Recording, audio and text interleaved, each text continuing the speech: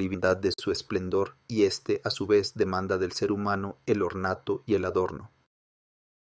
El juego y la danza forman parte del esplendor de la celebración. El juego y la danza están completamente liberados del para algo, y el ornato no adorna nada. No es una cosa. Las cosas, liberadas del para algo, se tornan festivas ellas mismas. No funcionan, sino que brillan y resplandecen. De ellas brota una tranquilidad contemplativa que posibilita una pausa. En la fiesta, en cuanto forma del esplendor de la existencia humana, se afloja toda la espástica existencial del Dasein determinado a la acción. La festividad libera a la existencia humana de la estrechez del propósito y la acción, de las trabazones de la meta y la utilidad. Donde campea el ánimo festivo se suprime el tiempo espasmódico del cuidado, la tensión existencial que brota del sí mismo. El énfasis en el sí mismo cede el paso a la serenidad y el desenfado. La pausa contemplativa reemplaza al patos de la acción. Hay huellas de pensamientos, en Heidegger, que se condensan en una ética de la inactividad. Esta remite tanto al plano interpersonal como al vínculo con la naturaleza. Poco antes de morir, el filósofo redactó un pequeño escrito titulado Rememoración pensante de Marcel Mathieu. El asunto del escrito es la hospitalidad de su anfitriona en la Provence, ya fallecida. Heidegger evoca primero el gran paisaje de la patria de ella, como si su hospitalidad brotara de manera inmediata de su relación intensa con el paisaje. Destaca el recato que ella experimenta ante el paisaje. Lo inaparente de su recato solo llegaba a aparecer cuando la señora de Les Champs invitaba a los amigos a las alturas de Rebanquet, con su multiforme panorámica sobre el gran paisaje. El gran paisaje llena a la anfitriona de un recato maravillosamente raro que la lleva a replegarse sobre sí misma, a desarmarse y vaciarse. Su recato ante el paisaje se prolonga en el plano interpersonal y se manifiesta como hospitalidad. El punto de referencia sobresaliente enfrente de uno que es el gran paisaje pone al espectador en un estado de recato ante lo indisponible. De igual modo habla Heidegger de un recato vacilante ante lo irrealizable. Quien es tomado por el recato se entrega a lo otro del sí mismo. En el recato despierta una atención particular, una receptividad amable hacia el otro. Esta receptividad nos enseña a escuchar. Transforma a la anfitriona en una oyente atenta. En las conversaciones de los amigos, ella era la oyente silenciosamente atenta, preocupada tan solo por el bienestar de éstos. No era allí ni señora ni criada, sino que, conteniéndose por encima de ambas, era dócil a algo inexpresado. Probablemente mantuvo con ello diálogos silenciosos en las largas y numerosas caminatas que la conducían, totalmente sola, por el campo de la tierra natal. Heidegger vincula aquí la facultad de la escucha al poder de lo inexpresado, que se da a conocer en el gran paisaje. La anfitriona de Heidegger se aleja escuchando, dejándose determinar por lo inexpresado. Lo inexpresado es el lenguaje de la tierra, el cual se sustrae a la voluntad humana. La salvación de la tierra depende de si seremos o no capaces de escucharla. En los diálogos en los caminos del campo, Heidegger comenta sobre el huésped lo siguiente: sabe escuchar y hacerlo, de hecho, de un modo tan solícito que para mí, a partir de este gesto y esta actitud predominantes, es algo así como el huésped por antonomasia, Tell. Frente al gran paisaje, la anfitriona de Heidegger se experimenta a sí misma como huésped. Está invitada entre la tierra y el cielo. No es ni señora ni criada. En cuanto huésped, se somete a lo inexpresado al escucharlo. Su recato agudiza su escucha. La ética del recato de Heidegger se cumple de una manera anecdótica en su anfitriona, y el recato nos dejó una preciosa huella de él aquí en Friburgo, cuando, encontrándose delante de nuestra casa con la intención de visitarnos, no se atrevió a llamar y volvió a marcharse. De esta forma, lo no ejecutado es a veces más poderoso y duradero que lo dicho y efectuado. Heidegger también habría podido decir, el no hacer es más poderoso que todo lo hecho y producido. La ética del recato es la ética de la inactividad. La absoluta falta de ser. La crisis del presente consiste en que todo lo que podría darle sentido y orientación a la vida se está derrumbando. La vida ya no se apoya en nada resistente que la sostenga. El verso de Rilke de las elegías de Duino, pues en parte alguna hay permanencia, expresa del mejor modo posible la crisis del presente. La vida nunca fue tan escurridiza, pasajera y mortal como hoy. La perenidad, afirma Hannah Arendt, ha desaparecido del mundo que rodea a los humanos y de la naturaleza que rodea al mundo.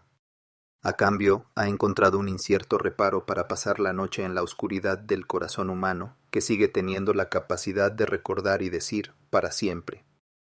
Lo que era lo más perecedero, a saber, el mortal ser humano, se ha tornado el último refugio de la perenidad. Arendt remite aquí a unos versos de Rilke. Las montañas descansan bajo un brillo de estrellas, pero también en ellas titila el tiempo. Así ahí, en mi salvaje corazón pasa la noche, desamparada, la perenidad. El poema citado por Arendt es, en realidad, un lamento por el ser que mengua sin cesar. La primera estrofa es, curiosa expresión, pasar el tiempo, retenerlo sería el problema. Pues a quién no lo aterra, en dónde hay permanencia, dónde un por fin ser en todo esto. El corazón humano no puede brindar hoy ningún refugio a la perenidad. Si el corazón es el órgano del recuerdo y la memoria, en la era digital estamos absolutamente desprovistos de corazón. Almacenamos cantidades impresionantes de datos e informaciones, pero sin recordar. Nos apartamos de cualquier forma de para siempre. Abjuramos de las prácticas que toman mucho tiempo, como la fidelidad, la responsabilidad, la promesa, la confianza y el compromiso. La vida es gobernada por lo provisional, por lo a corto plazo y por lo inconstante. El propio tiempo se descompone cada vez más en el mero sucederse de un presente puntual. Se está volviendo aditivo. No hay ninguna narración que pueda detenerlo dándole la forma de una estructura. Se están erosionando las arquitecturas temporales.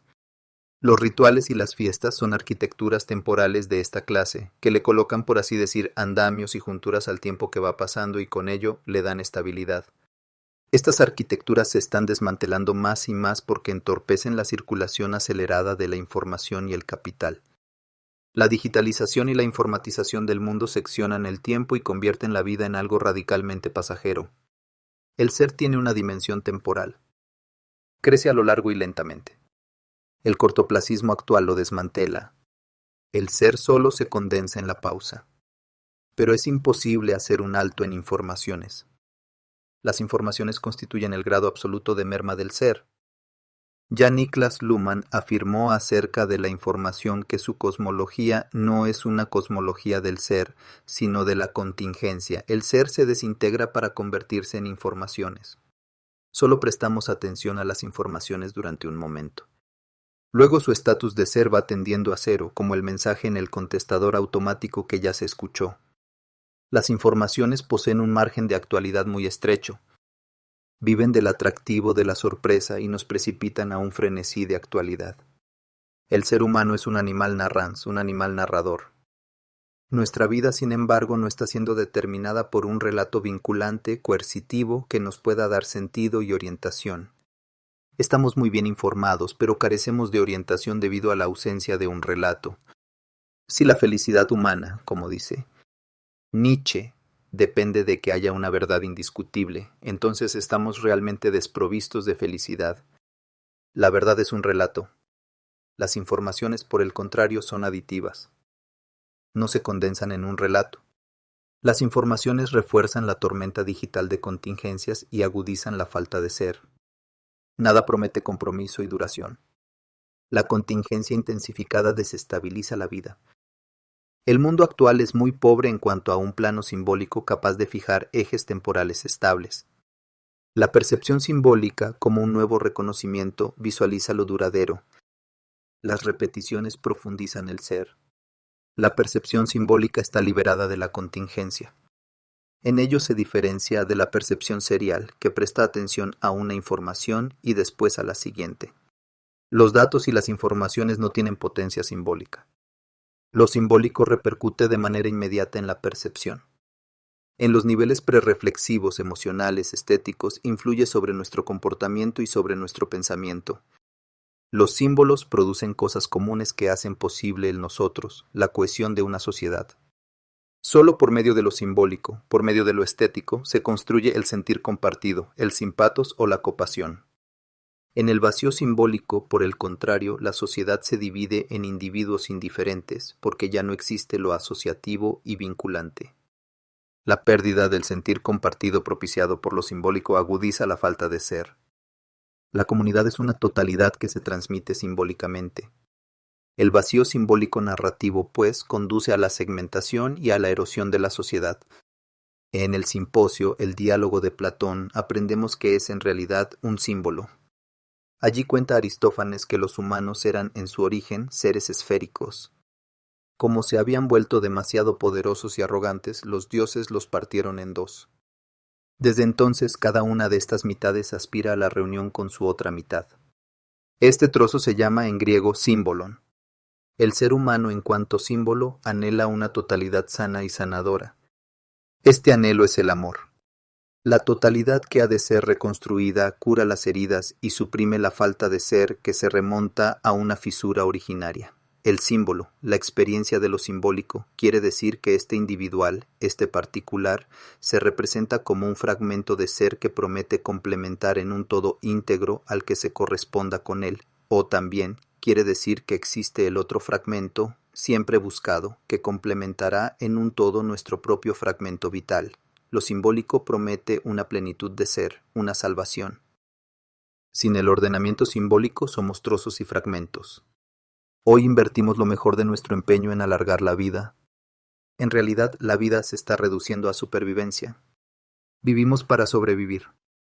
La histeria de la salud y la manía de la optimización son reflejos ante la falta de ser reinante. Procuramos compensar el déficit de ser por medio de la prolongación de la vida desnuda. Entretanto, perdemos todo sentido de la vida intensa. La confundimos con más producción, más rendimiento y consumo, los cuales, sin embargo, no constituyen más que formas de supervivencia. La falta de ser también se debe al proceso económico que cada vez aísla más a las personas unas de otras. Aislamiento y soledad conducen a la falta de ser porque ser es ser con Mitsein. En la sociedad neoliberal del rendimiento no se construye ningún nosotros. El régimen neoliberal aumenta la productividad aislando a las personas y entregándolas a una brutal competencia. Transforma la vida en una lucha por la supervivencia, en un infierno de competencia desenfrenada. Éxito, rendimiento y competición son formas de supervivencia. La digitalización también desmantela al ser en cuanto ser-con. Estar conectado no es lo mismo que estar vinculado. La conectividad sin límites es justo lo que debilita la vinculación. Una relación intensa presupone un otro que escapa a la disponibilidad. Con la ayuda de la conexión digital hacemos del otro, del tú, un ello a disposición, lo cual conduce a una soledad primordial. Un objeto consumible que satisface nuestras necesidades no consiente una vinculación intensa. De este modo, a pesar de la creciente conexión y conectividad, estamos más solos que nunca. Una vinculación intensa surge cuando connotamos un objeto con energías libidinosas. Un reflujo de las energías psíquicas, sin embargo, lleva a que éstas no fluyan hacia el otro, sino que vuelvan a correr hacia el yo. Este reflujo psíquico, el embotellamiento de energías libidinosas no ocupadas, nos genera angustia. La angustia surge cuando falta la vinculación con el objeto. Entonces el yo gira en torno a sí mismo, vuelto sobre sí mismo, sin mundo. El eros ausente agudiza la falta de ser. Solo el eros puede derrotar a la angustia y la depresión. La falta de ser provoca un exceso de producción. La hiperactividad y la hipercomunicación actuales se pueden entender como una reacción a la falta de ser reinante. La falta de ser se contrarresta con el crecimiento material. De este modo producimos contra el sentimiento de falta. La producción probablemente alcanza su máximo nivel en el grado cero del ser. El capital es una forma de supervivencia. El capitalismo se nutre de la ilusión de que más capital produce más vida, más capacidad de vivir. Pero esa vida es una vida desnuda, una supervivencia. Un sentimiento de falta impulsa a realizar acciones. Quien actúa con determinación no contempla. En cambio, quien exclama, como Fausto, «Detente, eres tan bello», no actúa. La plenitud de ser en cuanto belleza se alcanza en la contemplación. El conocimiento de que la felicidad más elevada se debe a la contemplación se nos ha escurrido entre los dedos. Tanto en la antigüedad como en la Edad Media, la felicidad se buscaba en la observación contemplativa. El poeta griego Menandro escribe: «Feliz entre todos llamo, Parmeno, al hombre que ha contemplado sin pesar las excelencias de este mundo, el sol que brilla para todos, las estrellas, el mar, el paso de las nubes, el fulgor del fuego. Si vives 100 años, lo estarás viendo constantemente, y aunque muy pocos vivieras, nunca verás nada más elevado». A la pregunta sobre para qué había venido al mundo, el filósofo griego Anaxágoras respondió: «Para contemplar, eis teorian». En el momento del nacimiento se nos libera de una oscuridad sin objetos en dirección hacia el mundo luminoso. No para actuar más que para contemplar abre los ojos el niño recién nacido. Lo que funda la natalidad no es la acción, sino la contemplación, no es el patos de lo nuevo, sino el asombro ante lo que es. Nacer significa ver la luz del mundo. Vivir es idéntico, en Homero, a contemplar la luz del sol.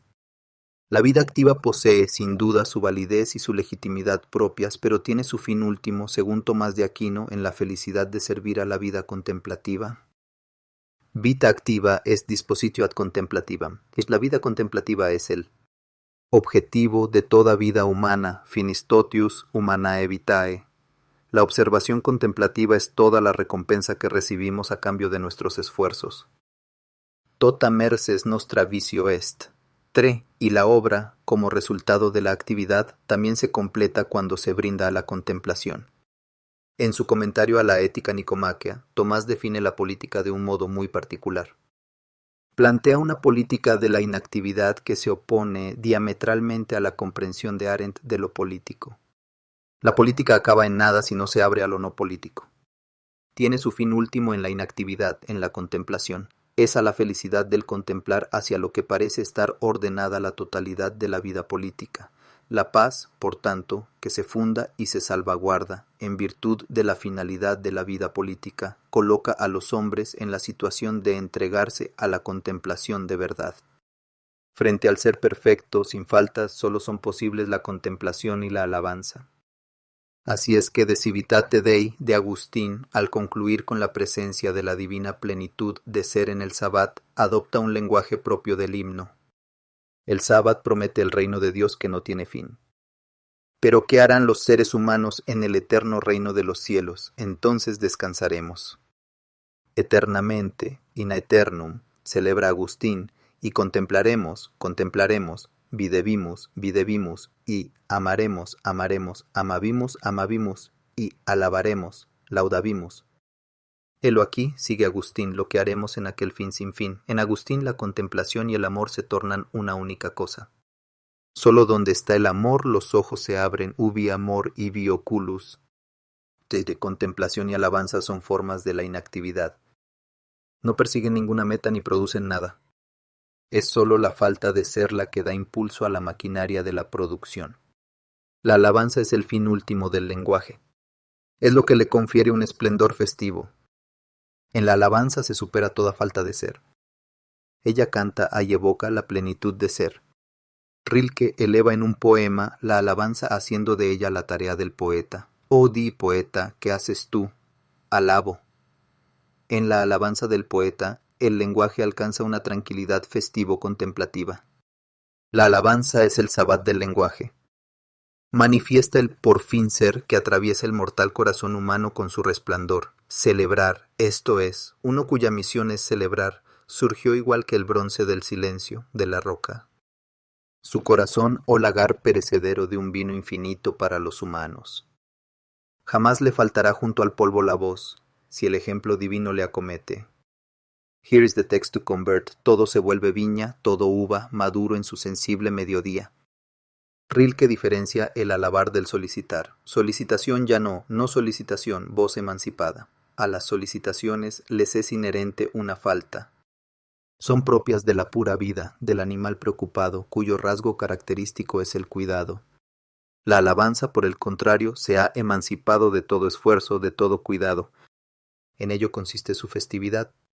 Allí donde reina la falta de ser, la alabanza no se presenta. Allí solo hay ruidosas solicitaciones. La comunicación actual es, en su totalidad, una pura solicitación como forma de supervivencia. Se enciende en el grado cero del ser. El tiempo de fiesta es un tiempo de contemplación intensificada. El sentimiento de festividad es un sentimiento intensificado. Las fiestas iluminan el mundo, proporcionando sentido y orientación. La fiesta indica el sentido de la existencia cotidiana, la esencia de las cosas que rodean al hombre y de las fuerzas que actúan en su vida. La fiesta, como una realidad del mundo del hombre, significa que la humanidad es capaz de ser contemplativa en periodos de tiempo que retornan según un cierto ritmo y es también capaz de, en este estado, toparse directamente con las realidades superiores en las que reposa toda su existencia. El tiempo de las fiestas, que transitamos como yendo por espacios festivamente adornados, no es un tiempo que pasa. Es un tiempo de apogeo. La fiesta provoca una atemporalidad en la que toda falta de ser es remediada. El trabajo desconecta y aísla a las personas. La absolutización del trabajo y el rendimiento desmantela el ser en cuanto ser con. La fiesta, por el contrario, crea comunidad. Reúne y une a las personas. El sentimiento de festividad es siempre un sentimiento de comunidad, un sentimiento de nosotros. Hans-Georg Gadamer entiende la fiesta como el fundamento de la comunidad. La fiesta es comunidad, es la presentación de la comunidad misma en su forma más completa. Cuando la contemplación era el vínculo primario del ser humano con el mundo, aún tenía una relación con el ser divino sin falta. La palabra griega teoría. Contemplación designaba, en un principio, a la embajada festiva que marchaba hacia un lugar lejano para asistir a la festividad de una divinidad. La contemplación de lo divino es teoría. Se llama teoros a quien es enviado a esa fiesta. Los teóricos son entusiastas contempladores de divinidades. Una contemplación intensificada festivamente convierte al espectador en teoros. Esquilo se refería a una visión más grande y más ceremoniosa en su inmensidad cuando decía teoros en vez de teatés para designar a los espectadores. Los filósofos también son teoroi en la medida en que se ocupan del conocimiento de lo divino. El erudito alejandrino. Harpocración describe a los teoroi de la siguiente manera. Se llama teoroi no solo a los espectadores, sino también a quienes son enviados a los dioses, y en general se llamaba así a quienes protegían los misterios divinos o se ocupaban de asuntos divinos. 25. Cuando Aristóteles eleva el bios theoretikos, la vida contemplativa, a actividad divina y la convierte en sede de la dicha perfecta, tiene sin duda en mente la contemplación divina cultual propia de la teoría. Y ahí está por último Aristóteles, que no compara en absoluto la teoría del filósofo con una visión cualquiera, sino con la de Olimpia, a la cual se enviaban en efecto teoriae, o con la de las fiestas de Dioniso. Encuentra allí lo divino con independencia de cualquier relación con el culto. El ser humano tiene la capacidad de un bios theoretikos porque tiene en sí algo divino. Aristóteles destaca explícitamente que los dioses no actúan. Consideramos que los dioses son en grado sumo bienaventurados y felices, pero ¿qué género de acciones hemos de atribuirles? ¿Acaso las acciones justas? ¿No parecerá ridículo ver a los dioses haciendo contratos, devolviendo depósitos y otras cosas semejantes? ¿O deben ser contemplados afrontando peligros, arriesgando su vida para algo noble? ¿O acciones generosas? Pero ¿a quién darán? Sería absurdo que también ellos tuvieran dinero o algo semejante. ¿Y cuáles serían sus acciones moderadas? ¿No será esto una alabanza vulgar, puesto que los dioses no tienen deseos malos?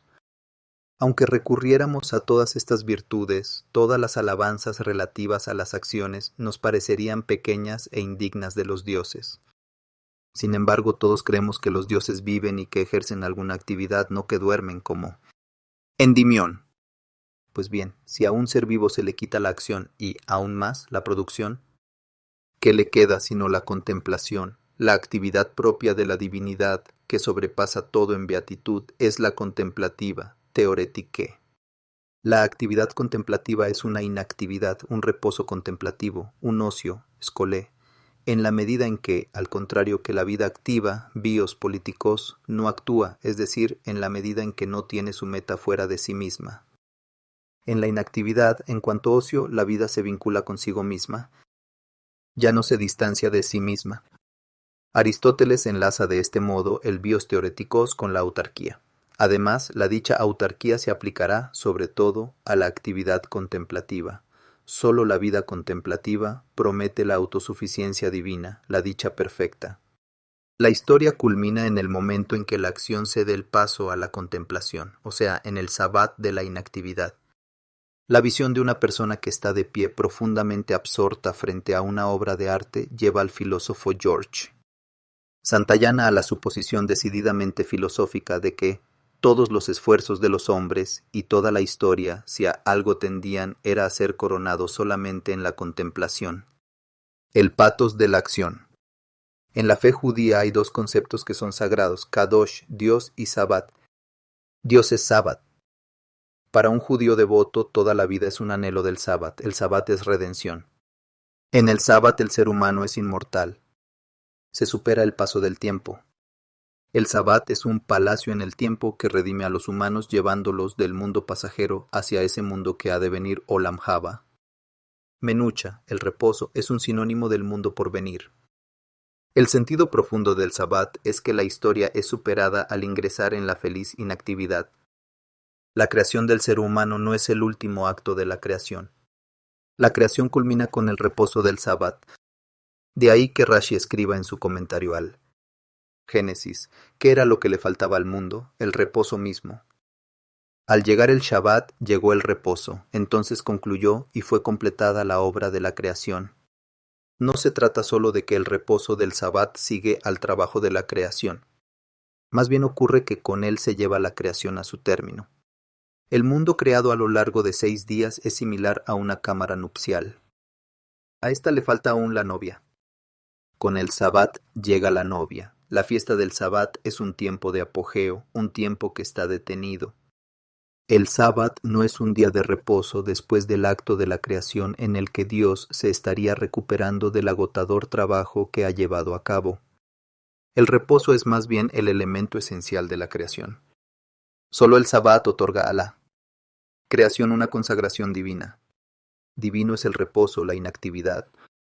Sin el reposo, el ser humano pierde lo divino. Una frase de John Adams, a quien Arendt admiraba y a quien cita en su ensayo Revolución y Libertad, expresa de manera inequívoca su mentalidad. Es en la acción y no en el reposo donde encontramos satisfacción. A pesar de tratarse de una pensadora judía, el pensamiento de Hannah Arendt carece de toda dimensión sabática. Es el mesianismo de la libertad y la acción lo que anima su pensamiento. Según Arendt, la creación no culmina con el Sabbat, sino con la creación de la libertad humana. Lo que es divino no es el reposo del Sabbat, sino la libertad como principio del nuevo comienzo, con la creación del ser humano, el principio del comienzo, el cual, en el momento de la creación del mundo, aún estaba en manos de Dios y por ello permanecía fuera del mundo, entró en el propio mundo y seguirá siendo inmanente a él mientras siga habiendo seres humanos, lo cual, naturalmente, no es, en última instancia, sino otra manera de decir que la creación del ser humano como un alguien coincide con la creación de la libertad. No es que antes de la creación del ser humano, según Arendt, no hubiera nada, sino que no había nadie. El ser humano es un alguien en la medida en que actúa, es decir, en la medida en que pone algo nuevo en el mundo. Arendt también elimina del mundo griego la dimensión contemplativa. La polis griega consta, como es sabido, de 3 espacios: oikos, agorá y témenos. Al témenos, en cuanto esfera de la contemplación religiosa, Arendt no le dispensa la menor atención, al tiempo que totaliza la esfera política como la polis en general. Al hacerlo, contrapone lo político al oikos, al ámbito de la casa, el hogar y la familia, donde ubica la escasez y las necesidades de la pura vida. Los seres humanos solo son libres cuando abandonan la casa y acceden al espacio político. Arendt idealiza la polis griega como una utopía de lo político, como una venerable esfera de libertad. La polis es el escenario del alguien que aspira a la gloria y el reconocimiento y hasta a la inmortalidad, que está animado por la pasión de ser el mejor y realizar lo extraordinario. La polis tenía la tarea de facilitar regularmente las oportunidades para que uno pudiera ganarse la gloria inmortal, o bien de organizar las ocasiones en las que cualquiera pudiera destacarse y exhibir con dichos y hechos quién era, en toda su singularidad excepcional. La concepción de la polis de Arendt se basa en la necesidad de redención. La polis debe procurar que la más pasajera de todas las actividades de los mortales, a saber, la acción, alcance la perenidad. La polis es un escenario perpetuo del que solo se sube pero no se baja. Solo la acción política le concede al ser humano la inmortalidad. El anhelo de gloria eterna es el movens de la historia. Según Arendt, solo un alguien que aparezca ante un público y exhiba su singularidad puede reclamar para sí la realidad. Quien no actúa solo posee un modo de ser animal. La vida por fuera del escenario de lo político es una vida animal. Le falta el modo de estar en la realidad. En términos humanos y políticos, la realidad y la aparición son lo mismo. La vida y la acción se vuelven una única cosa. Tal como Arendt entiende la vida, no hay lugar para la vida contemplativa, que no precisa de escenario ni de aparición, pero que, de cualquier forma, es todo menos animal. El sentimiento de realidad, que se debe exclusivamente a la acción, es decir, al producir un efecto y provocar algo, expulsa completamente al sentimiento de ser. El sentimiento de festividad, en el que se puede experimentar una realidad más elevada, es ajeno a Arendt. Arendt expulsa al témenos de la polis griega. El témenos es un espacio sagrado, recortado del espacio público, reservado para las deidades, un períbolos. Literalmente, tapia o cerco, es decir, un espacio vallado, un terreno destinado a un templo rodeado y delimitado por muros. El témenos es un templo, un sitio consagrado sagrado, un templo, un sitio para la observación contemplativa. La palabra contemplación proviene de templum. Filosóficamente hablando, el témenos es un reino de ideas perennes. En este espacio recortado se yerguen las ideas. Las ideas son inespaciales e intemporales. Uno puede apercibirse de ellas si observa con una mirada teórica. El témenos domina la ciudad desde lo alto. De ahí que sea habitual que se lo establezca sobre la colina. La polis griega es impensable sin esa acrópolis. Literalmente, ciudad alta o ciudad superior.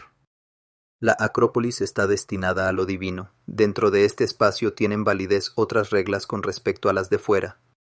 Lo que acontece aquí es realizado de manera manifiesta frente a la deidad, y lo que se encuentra aquí es y seguirá siendo posesión de la deidad. La acrópolis es todo menos el escenario del alguien. El patos de la acción no es un modo adecuado de vincularse con el témenos. En las acciones cultuales las personas se funden, en cualquier caso, en un cuerpo colectivo que no consiente la individualidad de ningún alguien. Son los dioses quienes hacen su aparición en el témenos y tienen la voz de mando. Heidegger tiene en mente la acrópolis cuando, en su viaje por Grecia, dice sobre la polis: así pues, esta polis no conocía la subjetividad como referencia de toda objetividad. Se exponía a la fuga de los dioses, quienes a su vez estaban sometidos al destino, la Moira. Arendt reinventa la polis griega cuando la presenta como el escenario del alguien, el proscenio de la libertad y la acción. La dimensión cultural de la polis griega, con ello, se suprime del todo. Las fiestas de los dioses no existen en la polis de Arendt. Fiestas, rituales y juegos no tienen lugar en su pensamiento determinado solamente por el patos de la acción.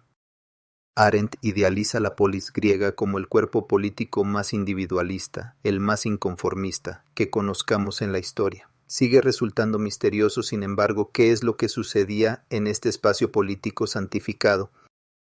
La polis transformada en una utopía de lo político se resiste a una determinación más precisa en lo referente a su contenido. Así es que la Judith N.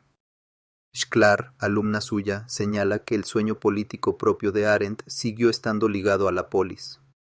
A pesar de toda la información que nos proporciona Aristóteles, ella nunca manifestó con claridad qué era lo que acontecía efectivamente en este espacio público bendito. La polis nunca estuvo libre de las preguntas sociales que Arendt quiso desterrar desdeñosamente al reino de la necesidad, al ámbito de la pura vida.